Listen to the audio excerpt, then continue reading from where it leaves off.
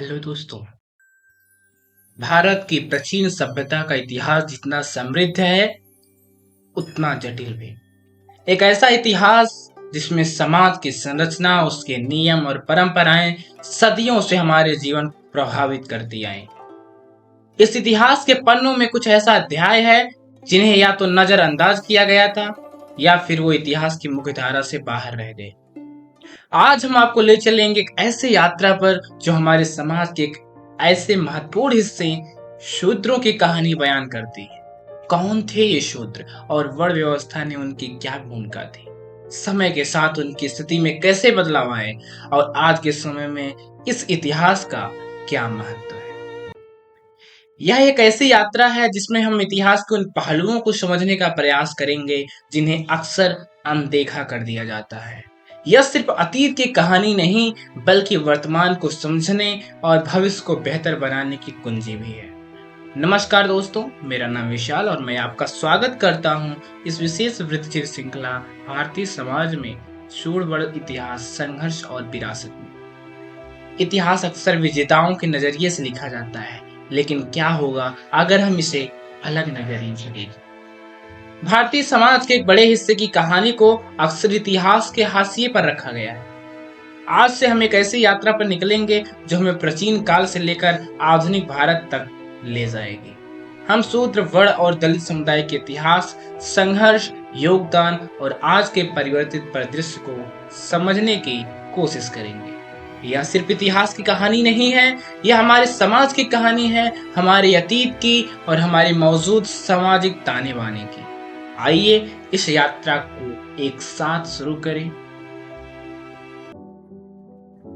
भारतीय समाज की वर्ण व्यवस्था की जड़ी वैदिक काल तक फैली हुई। ऋग्वेद के पुरुष सूक्त में 4 वर्णों का उल्लेख मिलता है: ब्राह्मण, क्षत्रिय, वैश्य और शूद्र। पुरुष सूक्त में कहा गया है कि ब्राह्मण विराट पुरुष के मुख से, क्षत्रिय बाहुओं से, वैश्य जांघों से और शूद्र पैरों से उत्पन्न हुए।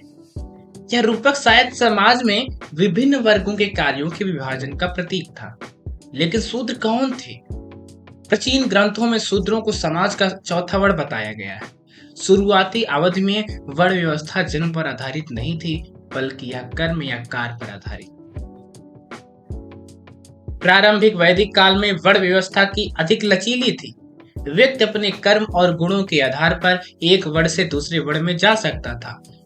उदाहरण के लिए ऋषि वाल्मीकि और विश्वामित्र, जो मूल रूप से ब्राह्मण नहीं थे, अपने ज्ञान और तपस्या के कारण ऋषि के रूप में सम्मानित हुए। शूद्रों की उत्पत्ति के विषय में अलग अलग मत है। कुछ विद्वानों का मानना है कि शूद्र मूलतः आर्य समाज का हिस्सा नहीं थे, बल्कि वे स्थानीय मूल निवासी थे जिन्हें आर्य सभ्यता के विस्तार के दौरान इस व्यवस्था में शामिल किया गया। पुरातात्विक साक्ष्य बताते हैं कि प्राचीन भारत में सामाजिक अस्त्रीकरण थी, लेकिन वर्ण व्यवस्था जैसी कठोर व्यवस्था का विकास धीरे धीरे हुआ। सिंधु घाटी सभ्यता के अवशेषों से पता चलता है कि वहां एक जटिल शहरी समाज था जिसमें विभिन्न व्यवसायिक समूह थे। उत्तर वैदिक काल और मनुस्मृति जैसे ग्रंथों में शूद्रों के लिए विशेष नियम बनाए गए जो उनके अधिकारों और कर्तव्यों को परिभाषित करते थे। मनुस्मृति और अन्य धर्मशास्त्रों में शूद्रों के लिए कई प्रतिबंध लगाए गए। उन्हें वेद पढ़ने, यज्ञ करने और कई धार्मिक कर्मकांडों में भाग लेने से मना किया गया था। उसका मुख्य कर्तव्य अन्य 3 वर्णों की सेवा करना माना गया था। हालांकि यह ध्यान रखना महत्वपूर्ण है कि प्राचीन भारत में सामाजिक व्यवस्था क्षेत्र, काल और परिस्थितियों के अनुसार भिन्न थी। संपूर्ण भारत में एक सामान्य व्यवस्था नहीं थी। वैदिक काल से लेकर मध्यकाल तक शूद्रों की स्थिति में कई उतार चढ़ाव आए। प्रारंभिक वैदिक काल में जहां वर्ण व्यवस्था की अपेक्षाकृत लचीली थी, वहीं उत्तर वैदिक काल में यह अधिक कठोर हो गई। गुप्त काल के दौरान वर्ण व्यवस्था और अधिक जटिल हो गई और जात प्रथा का विकास हुआ। शूद्रों को विभिन्न जातियों में विभाजित किया गया, जिनसे कुछ अशुद्ध माने जाते थे और उन्हें समाज से बहिष्कृत किया गया।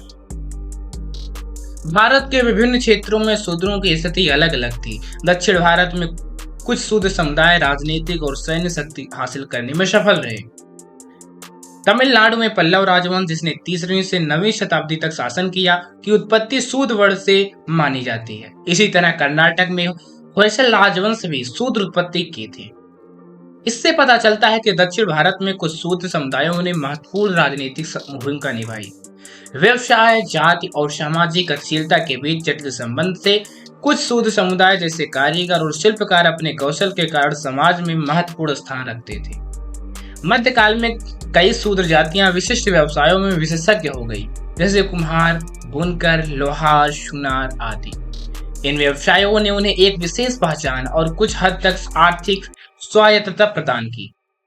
इतिहास में ऐसे कई शूद्र व्यक्तित्व हैं जिन्हें वर्ण व्यवस्था की सीमाओं को चुनौती दी और अपने ज्ञान, भक्ति का या कौशल के बल पर समाज पर महत्वपूर्ण स्थान प्राप्त किया। भक्ति आंदोलन के दौरान कई शूद्र संतों ने सामाजिक सीमाओं को तोड़ा। संत रविदास, जो एक चमार जाति से थे, के भजन आज भी पूरे उत्तर भारत में गाए जाते हैं। कबीर, तुकाराम और चोखा मेला जैसे संतों ने जात आधारित भेदभाव की आलोचना की और सभी के लिए समानता का संदेश दिया। भारतीय अर्थव्यवस्था और समाज को संचालित करने में शूद्रों का योगदान अमूल्य था।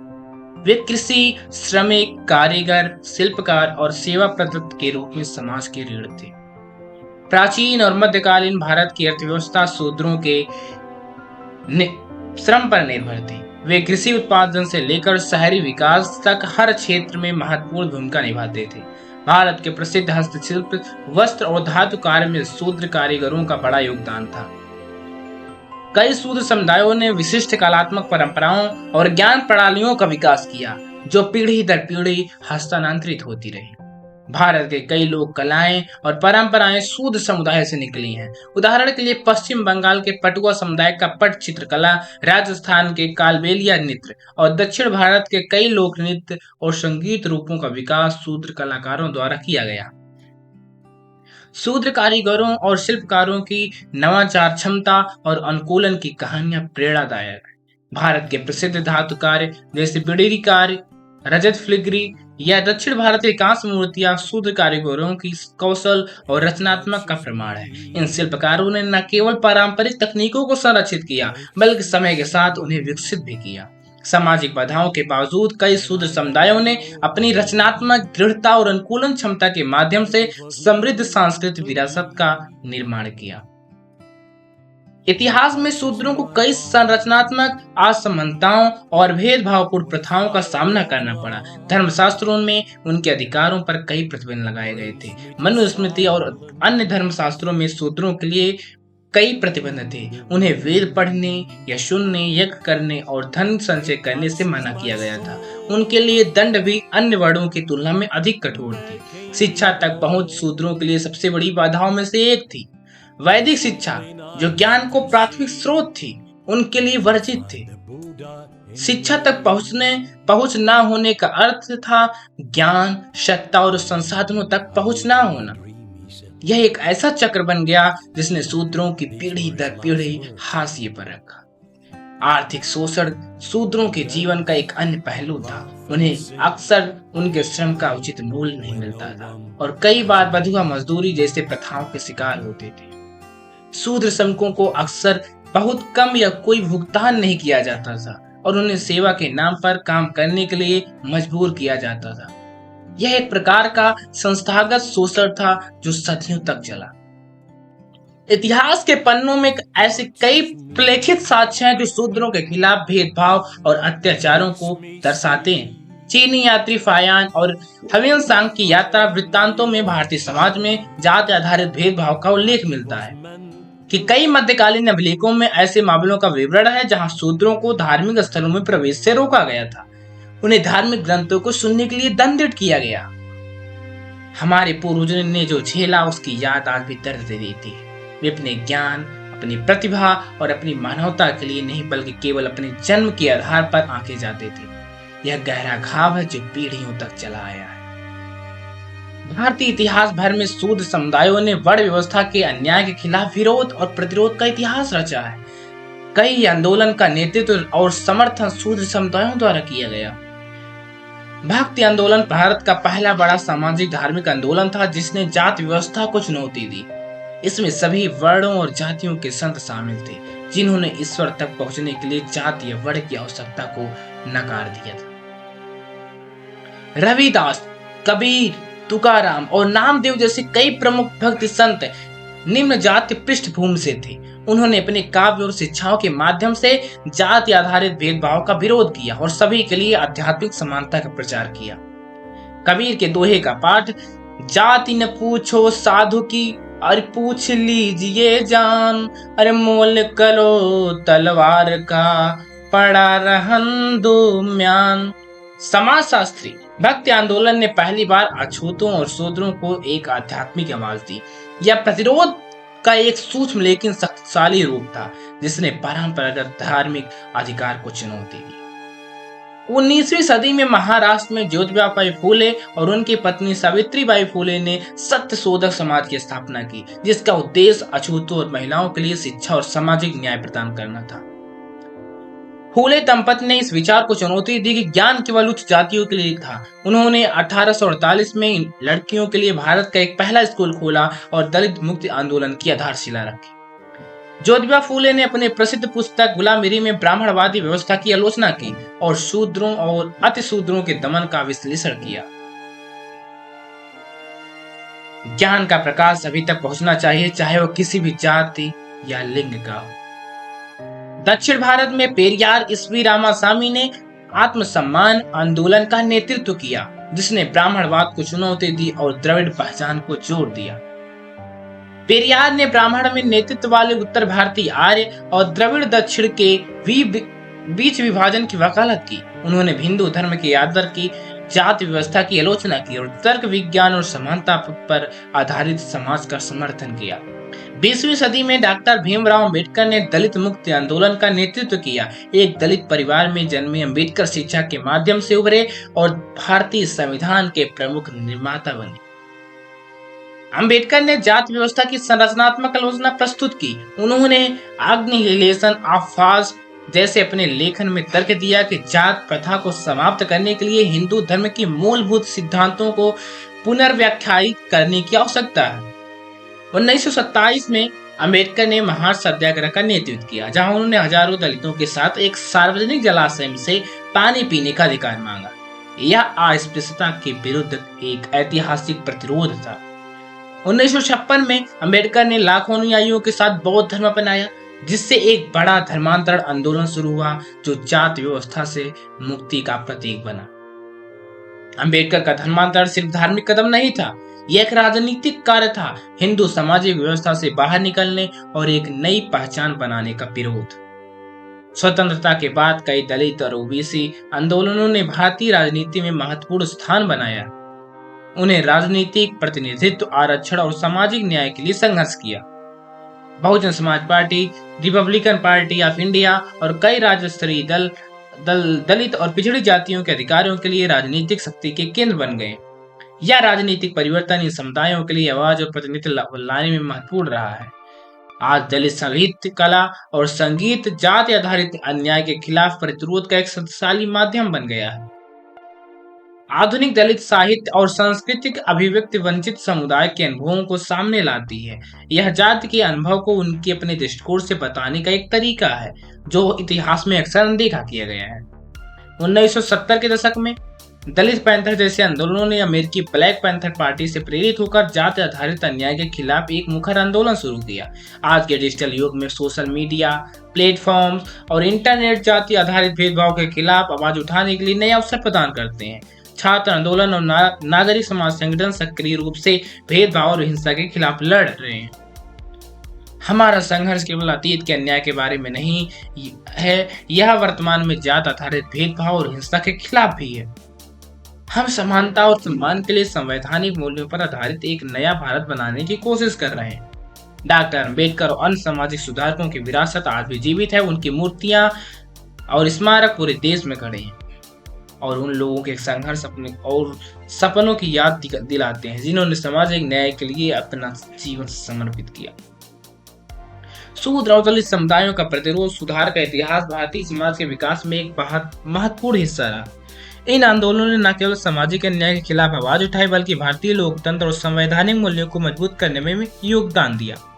आज भी यह संघर्ष जारी है, जो हमें याद दिलाता है कि समानता और न्याय का संघर्ष कभी समाप्त नहीं होता। 21वीं सदी के भारत में शूद्र और दलित समुदायों की स्थिति में महत्वपूर्ण परिवर्तन आए हैं। संविधान में निहित आरक्षण नीतियों की शिक्षा के अवसरों और सामाजिक गतिशीलता में कई लोगों के जीवन को बदलता है।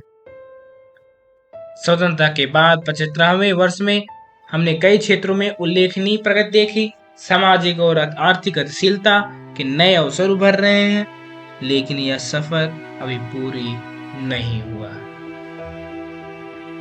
आज दलित उद्यमिता और नवाचार का एक नया युग शुरू हो रहा है। दलित कैपिटलिज्म की अवधारणा उभर रही है, जहां व्यापार और अर्थव्यवस्था के माध्यम से सामाजिक मुक्ति की खोज की जा रही है। हमारा लक्ष्य सिर्फ आर्थिक सफलता नहीं है, हम सामाजिक परिवर्तन चाहते हैं। जब हम व्यापार के मालिक बनते हैं तो सदियों पुराने सामाजिक समीकरण बदलते हैं। हालांकि चुनौतियां अब भी बनी हुई हैं। ग्रामीण क्षेत्रों में अस्पृश्यता की प्रथाएं अभी मौजूद हैं। जात आधारित हिंसा और भेदभाव की घटनाएं आज भी देश के विभिन्न हिस्सों से सामने आती हैं। हमारे पास प्रगतिशील कानून है, लेकिन कार्यान्वयन और मानसिकता में बदलाव अभी एक बड़ी चुनौती है।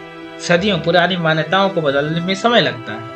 दलित महिलाएं जो अक्सर दोहरे भेदभाव का सामना करती हैं, जाति और लिंग दोनों के आधार पर अब नेतृत्व की भूमिकाओं में उभर रही हैं। उनकी कहानियां शक्ति और प्रतिरोध का एक प्रेरक गाथा है। दलित महिला ने अपने समुदाय और लिंग दोनों के कारण कई बाधाओं का सामना करना पड़ता था, लेकिन यह हमें और भी मजबूत बनाता है।